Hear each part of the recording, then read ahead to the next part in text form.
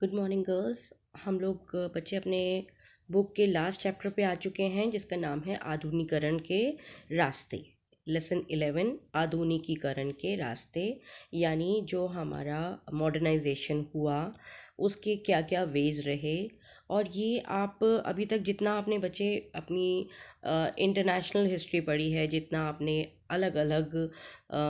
अलग अलग आपने महाद्वीपों के बारे में पढ़ा है, जिसके अंदर आपने देखा था अभी तक पिछला आप देखा यूरोप के बारे में आपने पढ़ा, अफ्रीका के बारे में आपने पढ़ा, ठीक है, आपने अमेरिका के बारे में पढ़ा, आपने दक्षिण अमेरिका और उत्तरी अमेरिका के बारे में पढ़ा। और अब आपने बाद में जो अभी चैप्टर पढ़ा था उसके अंदर आपने ऑस्ट्रेलिया के बारे में भी पढ़ा था। यानी हमने अलग अलग कॉन्टिनेंट्स कवर किए थे और वहाँ के लोगों की स्थिति के बारे में, वहाँ के मूल निवासियों के बारे में भी आपने पढ़ा था। साथ ही साथ हमने जब औद्योगिकीकरण किया था हमने, तो उसके अंदर आपने यूरोप की कल्चर के बारे में भी पढ़ा कि वहाँ पे लोग कैसे थे, और इन सब में वहाँ की जो सामाजिक, आर्थिक और राजनीतिक परिस्थितियाँ जो चेंजेस हुई हैं वो आपने पढ़ा था। अब हम बच्चे 19 सेंचुरी की तरफ आ चुके हैं और यहाँ पर जो हम यहाँ पे जो पढ़ेंगे उसके अंदर जो चेंजेस आए हैं, आधुनिकीकरण क्यों हुआ, कैसे हुआ। तो यहाँ पे आपके जो अब हमारे कॉन्टिनेंट्स या जो हमारे जगहें रह गई हैं वो है उसके अंदर मेन एक चाइना, ठीक है। चीन के बारे में बहुत अभी इन दिनों पैंडमिक के दौरान भी चीन के बारे में बहुत बातें फैली हैं और पता भी यही चला है कि वहीं से ही ये जो आपका कोरोना था वो शुरुआत हुई है। तो चाइना का भी अपना एक इतिहास रहा है जिसको समझना थोड़ा आपके लिए 11th क्लास में ज़रूरी था। तो ये चैप्टर आपका उसी पे ही बेस्ड है। मैं यहाँ पे थोड़ा शुरुआत करूँगी, उसके बाद मैं आपको समझाना शुरू करूँगी, ठीक है। तो अब हम चीन के बारे में पढ़ने जा रहे हैं। 19वीं सदी की शुरुआत में चीन का पूर्वी एशिया का प्रभुत्व था। लंबी परंपरा के वारिस छींग राजवंश की सत्ता अशून्य जान पड़ती थी, जबकि नन्हा सा द्वीप देश जापान अलग थलग पड़ा हुआ प्रतीत होता था। इसके बावजूद कुछ ही दशकों के भीतर चीन अशांति की गिरफ्त में आ गया और औपनिवेशिक चुनौती का सामना नहीं कर पाया। छींग राजवंश के हाथ से राजनीतिक नियंत्रण जाता रहा, वह कारगर सुधार करने में असफल रहा और देश गृह युद्ध के लपटों में आ गया।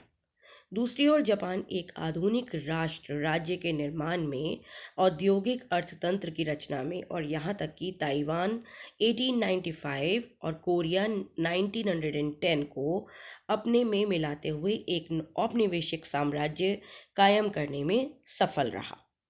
तो जापान के अंदर आप देखिए किस तरीके से जापान जो था वो एक आधुनिक क्षेत्र बना, क्योंकि उसके अंदर औद्योगिकीकरण बहुत अच्छा हुआ और वहाँ उसने ताइवान और कोरिया को भी अपने साथ कर लिया।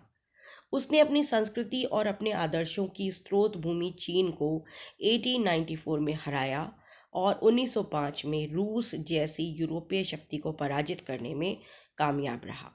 अब आप देखिए कितनी बड़ी बात रही है कि जो मेन है चाइना उसको जापान ने हराया, ठीक है, 1894 में। और उसके बाद रशिया जो है, जो कि इतना बड़ा देश था, इतना बड़ा अपने आप में एक साम्राज्य रहा है वहाँ का, और 1905 में रूस जैसी यूरोपियाई शक्ति को भी पराजित कर के वो 1905 में जापान ने रूस को भी हरा दिया। चीनियों की प्रतिक्रिया धीमी रही और उनके सामने कई कठिनाइयां आईं। शुरुआत में ये चीनी की बात चल रही है, चीनियों की। आधुनिक दुनिया का सामना करने के लिए उन्होंने अपनी परंपराओं को पुनः परिभाषित करने का प्रयास किया, साथ ही अपनी राष्ट्र शक्ति का पुनर्निर्माण करने और पश्चिमी व जापानी नियंत्रण से मुक्त होने की कोशिश की। उन्होंने पाया कि असमानताओं को हटाने और अपने देश के पुनर्निर्माण के दोहरे मकसद को वे क्रांति के जरिए ही हासिल कर सकते हैं। 1949 में चीनी साम्यवादी पार्टी में ने गृह युद्ध में जीत हासिल की, लेकिन 1970 के दशक के आखिर तक चीनी नेताओं को लगने लगा कि देश की विचारधारात्मक व्यवस्था उनकी आर्थिक वृद्धि और विकास में बाधा डाल रही है। इस वजह से अर्थव्यवस्था में व्यापक सुधार किए गए। यद्यपि इससे पूंजीवाद और मुक्त बाजार की वापसी हुई, तथापि साम्यवादी दल का राजनीतिक नियंत्रण अब भी बरकरार रहा, ठीक है। तो यहाँ पे चाइना के बारे में बताया गया है कि वो किस तरीके से आधुनिक दुनिया का सामना करने के लिए अपने आप को उन्होंने तैयार किया और फिर उन्होंने अपना जो राष्ट्र शक्ति थी उसे पूरी तरीके से तैयार किया और जापानी नियंत्रण से अपने आप को मुक्त भी कराया। ठीक है। और उसके बाद में जो चाइना की 1949 में एक साम्यवादी पार्टी थी, उसने गृह युद्ध में उसने जीत हासिल करी और 1970 के दशक तक चीनी नेता जो थे उन्होंने अपने आप को ये सोचा कि कहीं ना कहीं जो है वो हमारी जो विचारधारात्मक व्यवस्था है उसकी आर्थिक वृद्धि और विकास में बाधा डल रही है। तो उसने अपने आप को पूंजीवाद और मुक्त बाजार की वापसी हुई उनके बाद में, और साम्यवादी दल का राजनीतिक नियंत्रण वहां पर बना रहा। जापान उन्नत औद्योगिक राष्ट्र बन गया, लेकिन साम्राज्य की लालसा ने उसे युद्ध में झोंक दिया। और आप देखिए 1945 में एंग्लो अमेरिका सैन्य शक्ति के सामने उसे हार माननी पड़ी। तो जब अमेरिकन्स ने और यूरोप ने मिल कर के 1945 में, आपको पता ही है कि बहुत बड़ा ये द्वितीय विश्व युद्ध हुआ था, और उसके अंदर जापान के हिरोशिमा और नागासाकी के ऊपर एटॉमिक बम डाला गया था। तो ये जापान जो था उसके जो औद्योगिक राष्ट्र बन चुका था, वो अमेरिका आधिपत्य के साथ अधिक लोकतांत्रिक व्यवस्था की शुरुआत हुई, और 1970 के दशक तक जापान अपनी अर्थव्यवस्था का पुनर्निर्माण करके एक प्रमुख आर्थिक शक्ति बन के उभर गया। आप ये देखिए, सिर्फ और सिर्फ 30 से 35 सालों के अंदर अंदर 25 ऑलमोस्ट 20-25 मान के चलिए, उसने अपने आप को दोबारा से खड़ा कर लिया, जबकि वो पूरी तरीके से नष्ट हो चुका था। उसके बाद उसने अपनी फिर दोबारा से आर्थिक रूप से वो उभर कर सामने आया, और जापान का आधुनिकीकरण का सफ़र पूंजीवाद के सिद्धांतों पर आधारित था।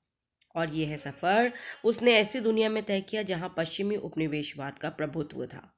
दूसरे देशों में जापान के विस्तार को पश्चिमी प्रभुत्व का विरोध करने और एशिया को आज़ाद कराने की मांग के आधार पर उचित ठहराया गया। जापान में जिस तेजी से विकास हुआ वह जापानी संस्थाओं और समाज में परंपरा की सुदृढ़ता, उनकी सीखने की शक्ति और राष्ट्रवाद की ताकत को दर्शाता है। तो यहाँ पर जापान के बारे में बताया गया और चाइना के बारे में बताया जा रहा है इस चैप्टर में।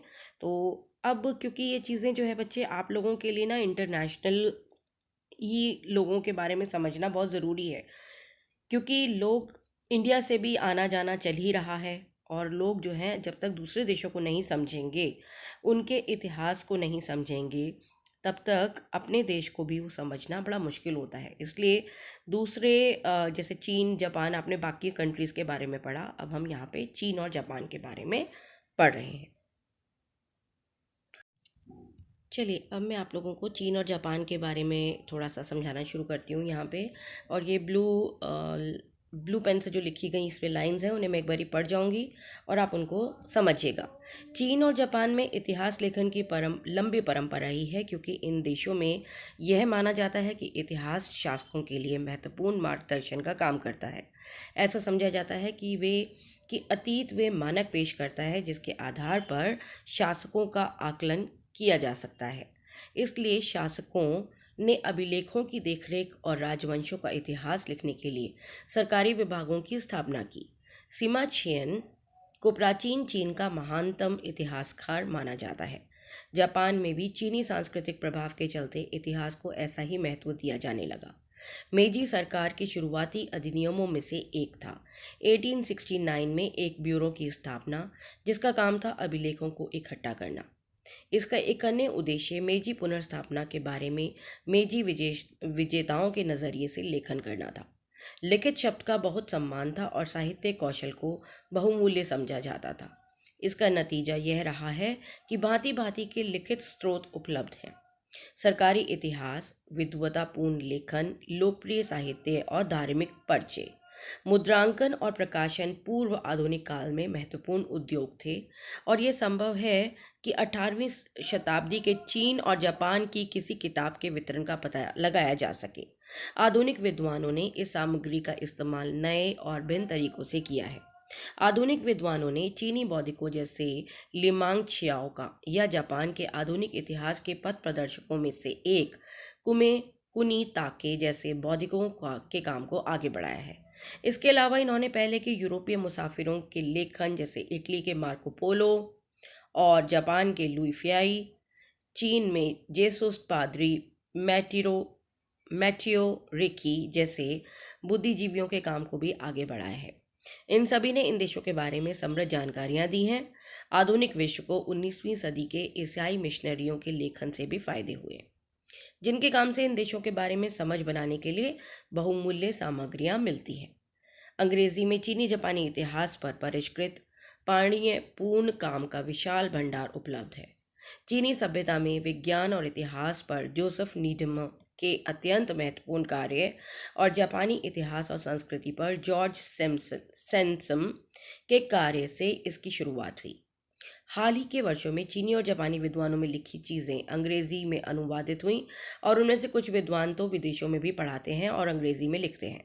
1980 के कई चीनी विद्वान जापान में ही काम करते और जापानी में ही लिखते आए हैं। मतलब यह है कि हमारे पास विश्व के कई हिस्सों में आने वाले विद्वतापूर्ण लेखन उपलब्ध हैं जो हमें इन देशों का अधिक विस्तृत और गहन परिचय देते। तो ये स्रोत हो गए आपके, कहने का मतलब ये था, ठीक है। और ये सारे विद्वान हैं जिन्होंने जापान और चीन के बारे में लिखा है। सो ये आपका एक शॉर्ट सा परिचय था। और आगे जब हम आते हैं तो आपको मैंने बताया है किसी भी जगह को समझने के लिए उसकी भौगोलिक दिशा को समझना बहुत ज़रूरी है। तो चीन और जापान के भौतिक भूगोल में बहुत डिफरेंस है। चीन विशालकाय महाद्वीप देश है जिसमें कई तरह की जलवायु वाले क्षेत्र हैं और इसके अंदर 3 प्रमुख नदियां हैं जिसे हम पीली नदी हुआंगहो, यानसिंग नदी च्वांगजियांग और दुनिया की सबसे लंबी नदी है ये चांगजुआंग जिसे हम यांगसी नदी भी कहते हैं, और पर्ल नदी। यानी ये 3 नदियों से घिरा हुआ। और आज भी देखो बच्चे, ये टीवी के ऊपर बार बार दिखाया जा रहा है कि अगर चाइना ने अपनी नदियों का पानी या डैम छोड़ दिया तो आप यहाँ पे देखिए पूरे तरीके से हमारा देश भारत भी जो है वो भी अस्त व्यस्त हो जाएगा। आप ये देख पा रहे हो, इसके अंदर देखिए ध्यान से, ये पूरा जो चाइना है, पूरा बड़ा चाइना, कजाकिस्तान, भारत और मंगोलिया के बीच का जो हिस्सा है ये पूरा चाइना का है। और जो ये रेड कलर से मार्क किया गया है ये जापान का हिस्सा है, पूरा मंचूरिया से लेके नीचे तक, ताइवान तक, ठीक है, ये जापानी क्षेत्र है। मगर चाइना अपने आप में इतना बड़ा है और यहाँ पे जो 3 नदियाँ हैं वो सबसे ज़्यादा फेमस हैं और दुनिया की सबसे बड़ी नदियों में से वो आती हैं, जिसमें हुआंगहो, यांगसी और पर्ल, ये 3 नदियाँ हैं, ठीक है। और इसका बहुत बड़ा हिस्सा जो है, यहाँ देखिए भारत के जो पूरा ये हिस्सा है नेपाल के ऊपर का, और वो सब पहाड़ी है, बर्फ़ से ढका हुआ है, ठीक है। इसके बाद यहाँ पे जो इनकी जाति है वो हान जाति है और यहाँ की प्रमुख भाषा चीनी, जिसे हम पेतोंग हुआ भी कहते हैं। लेकिन कई और राष्ट्रीयताएं हैं जैसे उइघुर, हुई, मांचू और तिब्बती। ये 4 वहाँ के लोग हैं जो कि नेशनल वहाँ के कहलाते हैं।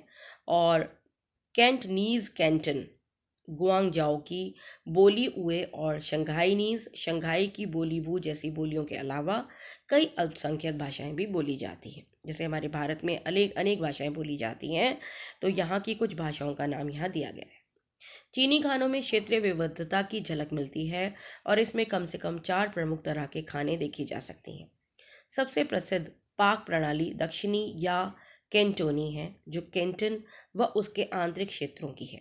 इसकी प्रसिद्धि इस बात से है कि विदेशों में रहने वाले ज़्यादातर चीनी कैंटन प्रांत से आते हैं। जाना माना डिमसम, ये वर्ड है दिल को छूना, डिमसम यहीं का खाना है जो गुथे हुए आटे की सब्जी आदि भरकर उबालकर बनाए गए व्यंजन जैसा है। जो आप मोमोज खाते हो उसको बेटा वहाँ पे डिमसम कहा जाता है। उत्तर में गेहूँ मुख्य आहार है, जबकि जो शेचुआ वर्ड है में प्राचीन काल में बौद्ध भिक्षुकों द्वारा लाए गए मसाले और रेशम मार्ग के जरिए 15वीं सदी में पुर्तगाली व्यापारियों द्वारा लाई गई मिर्च के चलते खासा झालदार और तीखा खाना मिलता है। पूर्वी चीन में चावल और गेहूं दोनों खाए जाते हैं। तो अब चाइनीज़ खाना तो सब पता ही है, इसमें बताने की मुझे कोई ज़रूरत नहीं है खास। इसके विपरीत जापान एक द्वीप श्रृंखला है जिसमें 4 बड़े द्वीप हैं। 4 कौन से आइलैंड्स आते हैं वहाँ? होशु, क्योशु, शिकोकू और होकाइदो। और ओकिनावा द्वीपों की श्रृंखला सबसे दक्षिण में है, लगभग बहामास वाले अक्षांश पर। मुख्य द्वीपों की 50% से अधिक ज़मीन पहाड़ी है। जापान बहुत ही सक्रिय भूकंप क्षेत्र में है। इन भौगोलिक परिस्थितियों ने वहाँ की वास्तुकला को प्रभावित किया। अधिकतर जनसंख्या जापानी है, लेकिन कुछ आइनू अल्पसंख्यक और कुछ कोरिया के लोग भी हैं यहाँ पे, जिन्हें श्रमिक मजदूर के रूप में उस समय जापान लाया गया था, जब कोरिया जापान का उपनिवेश था। जापान में पशुपालन की परंपरा नहीं है। चावल बुनियादी फसल है और मछली प्रोटीन का मुख्य स्रोत। कच्ची मछली, साशिमी और सुशी अब दुनिया में बहुत लोकप्रिय हो चुकी हैं, क्योंकि इसे बहुत ही सेहतमंद माना जाता है। अब आगे आप जापान के बारे में और चाइना के बारे में डिटेल में पढ़ेंगे। अभी फ़िलहाल इतना ही।